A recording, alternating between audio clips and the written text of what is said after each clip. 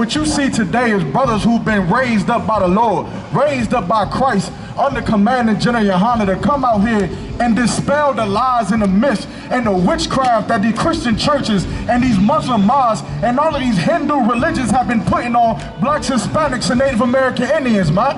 You understand? And we come out here to teach the truth of the Bible, because for 400 years, you've had nasty, stinking heathens and oppressors who've got their hands on our records, and they bastardized our records, man. They bastardized our book and our culture and our heritage, man. Just like the Jehovah's Witness. Now, Kawhi done ran the Jehovah's Witness off, but I had something for him. But I think I'm gonna still give it to him. Thabawan, what you think?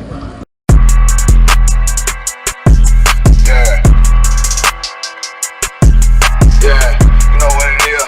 140 for the rebel, busy man shit, nigga. They take their head over, nigga. I read where Eve did to Adam, I just pray my love don't lie to me. Swing the iron like stamps and I can't let no holder lie to me.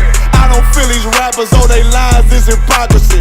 Ain't no competition, ain't no rivalry. Niggas think I'm playing, I don't hear one word they saying, this shit light work. Think Muhammad one of us, he might lose his life first. Circle up and stay alert, another cop just stress the nigga. He a demon, this an exorcism, watch I bless the nigga. You took that oath in blood, then you know I'm gon' get active with you. Fuck the opposition, I see vision, let me paint the picture. Rappers claim they spit, I ain't listening, is in fact the fear. If revenge was a woman, now I stroke that bitch like Jacob. So time war, we gon' run the summer, it's gon' be historical. Thought they making plays, made them niggas call the audible. Ask who run this shit, but that question is rhetorical. Bitch, I'm the one, me cookies with the Cut will cut, the wicked flee, when no man pursueth. The wicked flee when no man pursueth, man. And that's the Jehovah's Witness. I've been questioning them for years now. Trying to figure out, why is it that the Jehovah's Witness has to pay $4,000 every day as it was ruled by the courts back in the early 2000s? Why is it that they have to pay this money? Because they will not release the files of the known pedophiles that's inside their church. Why are they still paying the money? Why won't they release the files, man? What's going on in Jehovah's Witness? And you know what they say every time? Nothing. They run away.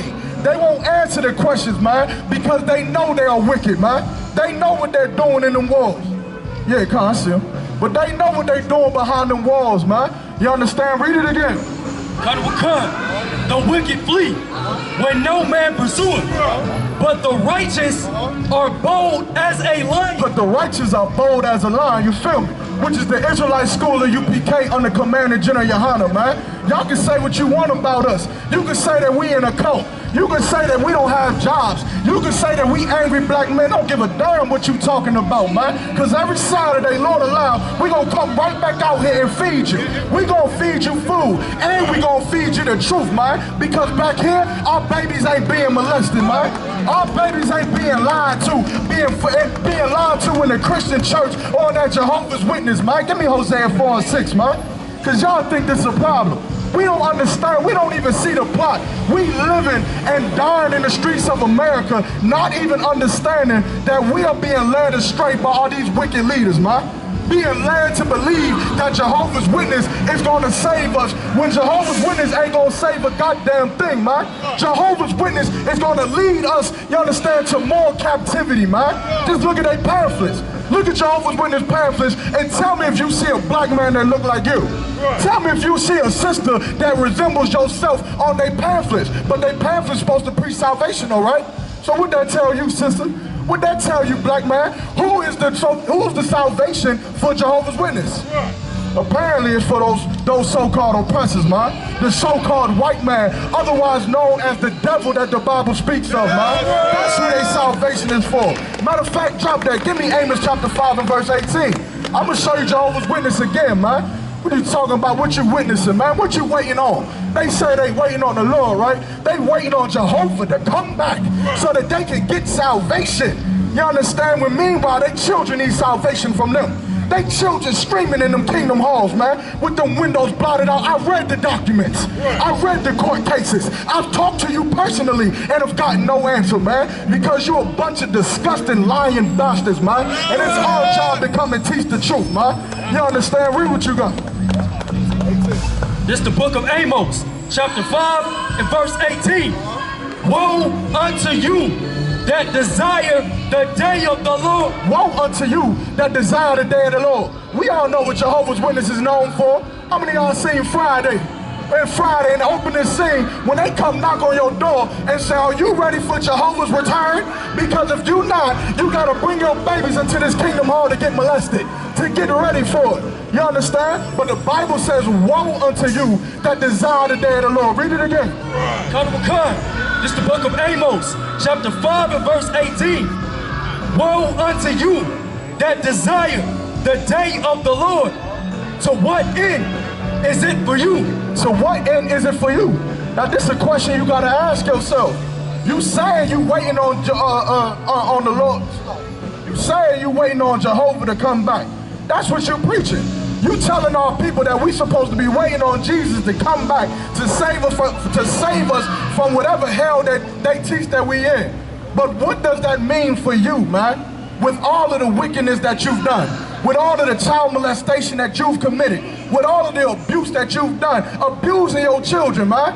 It's known in the black community how them how them Christians treat their babies based off of the doctrine that they being taught, man. You understand? Read it again. Woe unto you that desire the day of the Lord. To what end is it for you?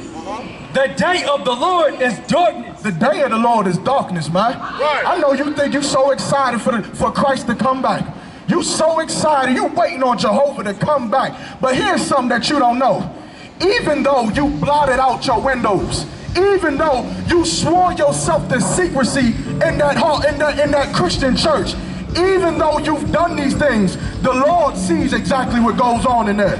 The Lord sees and hears the cries of the thousands of babies that you've molested. In 2023, October 19th, 19 babies were molested by a Christian organization, man. 19. And they were molested by 4 members of this Christian church up in Pennsylvania, man. Now you tell me, who needs salvation, man? Who needs salvation?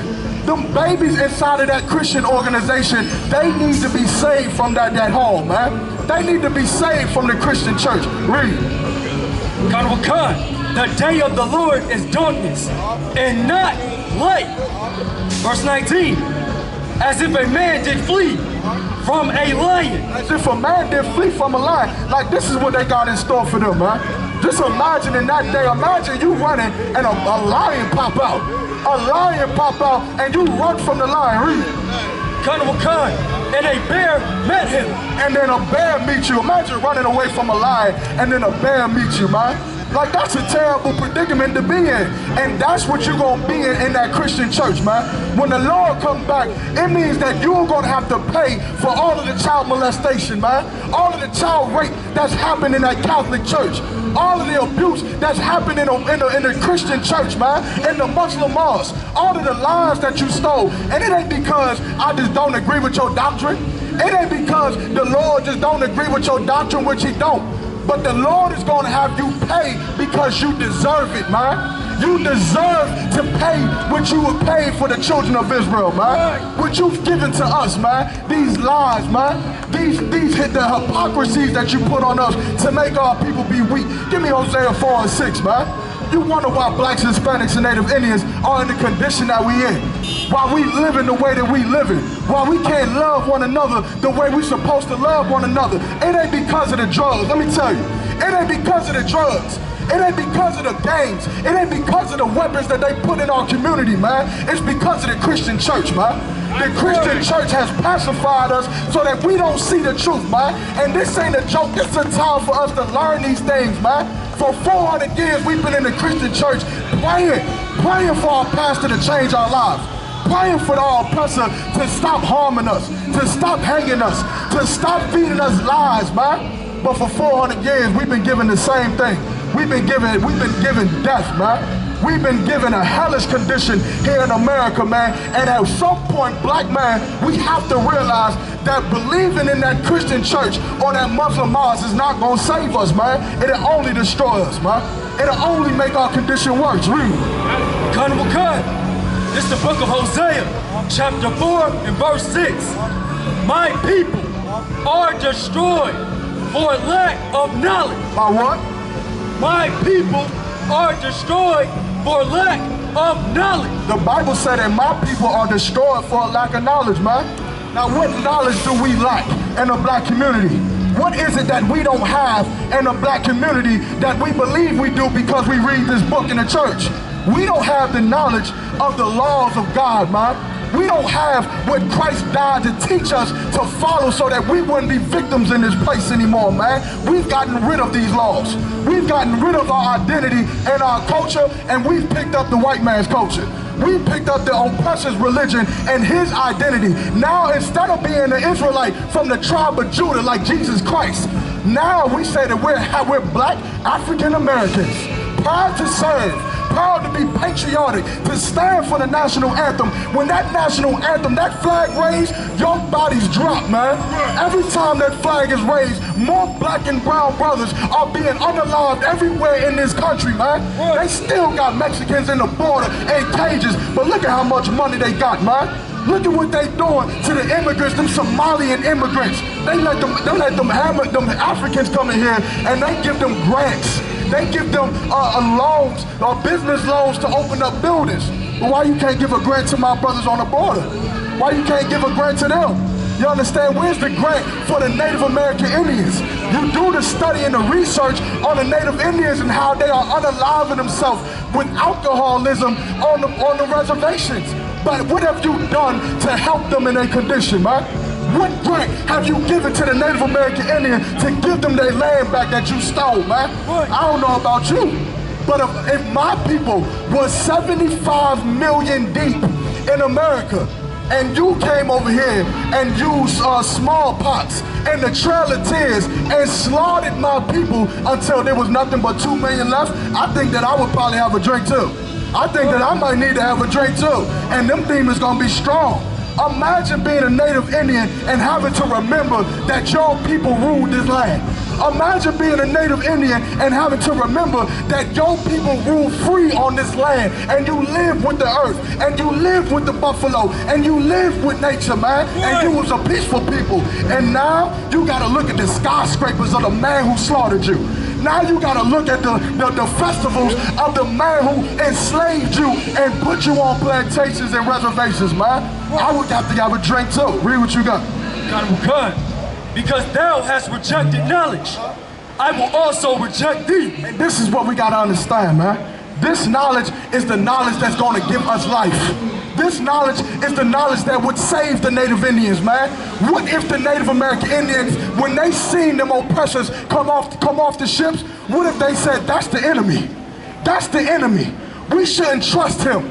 We shouldn't believe that he's a peaceful people, man. We shouldn't believe that he wants us to teach him how to survive the winter just so he can live amongst us. What if the Native Indians knew that the oppressor was the devil that the Bible speaks of, man?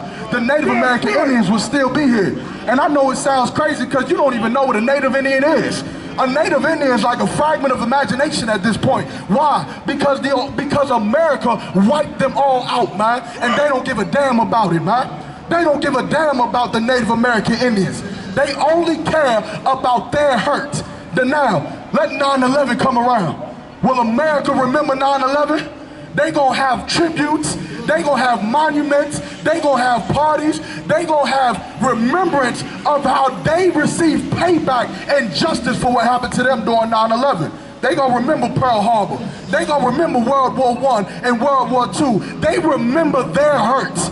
But what about the hurt of our brothers? What about the hurt of black Hispanic men that's going through pain every day in the ghetto right now today in 2024, man? What about the hurt of Emmett Till, of Sandra Bland, of Fidel Castile? What about them? We can't remember them because of course we be angry black men. You understand? Read what you got. God, that thou shalt be no priest to me, seeing thou hast forgotten the law of thy God. Drop that. Give me Psalm chapter 55 and verse 20, man. I'm gonna show you, man. I'm gonna show you what this devil is in this place, man. And black, Hispanic, and Native Indian man and woman, it's time for you to wake up, man. I know you want to go to the festival and have a good time and enjoy, and it's a beautiful festival. It's a beautiful thing for our people to come together, to learn, to get closer to the Native Americans, man. Get close to the Mexican and Latino, man. That's what we should do, man. You understand? But we got to do it according to how the Lord said to do it, man. Brothers been bringing out Zephaniah 2 and 1 all day. Coming together under the watchmanship of our oppressor, we'll never learn how to love one another, man. We'll never learn how to love our brother and how to love our sister, man. Because we gonna always trust in a man that is seeking to destroy us, man. Don't let this facade fool you. The America don't want you coming together with the Mexicans. They can't have that. Why you think they lied about the Battle of Alamo in San Antonio, Texas? They didn't want to tell you that the Mexicans were fighting against the oppressor so that they can release black people from being in bondage, man. They didn't want to tell you that. Because if they let you know that, then now you'll start to see who the enemy is and who your brother is. You understand? Read what you got. This is the book of Psalm, chapter 55 and verse 20. He hath put forth his hands against such as be at peace with him. And who is this talking about, man? Who has put forth his hands as such that be at peace with him, man? We can date it back to Christopher Columbus, man. He sailed the ocean blue and came over here and said that the Native Indians were the most peaceful people that he's ever encountered. You understand? Black men today, I know they try to portray black men as being thugs and as being nothing but gangbangers and being nothing but murderers and drug dealers. That's what they say about us, man. But let me tell you something. Black men are the most peaceful men on the face of the planet Earth, man. Raise your hand if you've ever met a black man that unalived hundreds of thousands of people by a push of a button. Raise your hand. I ain't never met one either. I never met one. All I've met are broken brothers who commit crimes of poverty. That's what I meet. I meet black men who steal and rob because they are poor. You understand? They are impoverished in America. I've never met a black man who had the power to nuke a whole goddamn country, Hiroshima and Nagasaki, but I do know of a devil. There is a devil on the earth who has that power, and we should not trust him. Read. He hath broken his covenant. Verse 21. He had broken his covenant, man. America has broken its covenant with our people, man. Even if we wanted to believe that we can love America, even if we wanted to believe that we can be at one with our oppressor, what proof do we have from our oppressor that we should love him? That's a question I gotta ask black people. Why is it that you stand for the national flag? What has it done for you? Why do you celebrate Christmas? Why do you celebrate Halloween and the 4th of July as if the 4th of July has done something to free your people? Why do we do these things, man? When every year we constantly are being reminded of how America has broken its covenant with us, man. They told us that this was the land of the free. They told us that this was the land of the proud. They told us that we had equal opportunity here, that we could have a piece of the American pie, man. But ever since we've been chasing that dream, we've been living in a goddamn nightmare, man. We've been living in hell trying to trust America, man. And the Bible said that we shouldn't do it. You understand? Read that one more time from the top. This is the book of Psalm, chapter 55 and verse 20.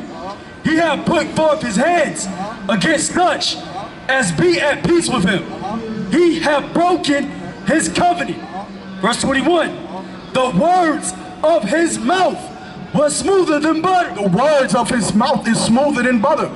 You go talk to the oppressor and he gonna tell you, man, I got black friends. What are they gonna say? Well, you know, I love black people. I have a black friend. I have a black friend that I met in college. I love black people. I'm not racist, even though they're not willing to show that they're not racist. They're not willing to show that they're sorry and apologize for the 400 years of slavery that they put us in, man. The Bible says that his words is smoother than butter. Read.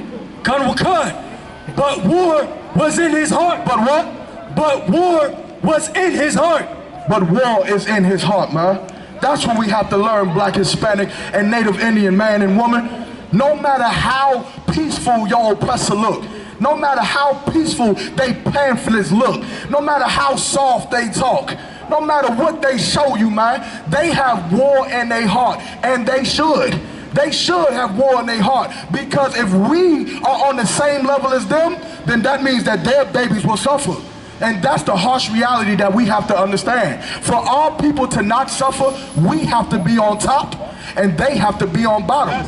So why would we ever believe that one day America will hand over its power to us so that their babies can starve? They would never do it. It doesn't make sense. And so since we know that, then we know that we have to come back to these records, man. Get into class. Get with the I.S.U.P.K under Commandant General YAHANNA and get out that Christian church and learn how to love your brother, man. Learn how to love your sister and to prefer your people, because that's the only way that all people will be free from this oppressor.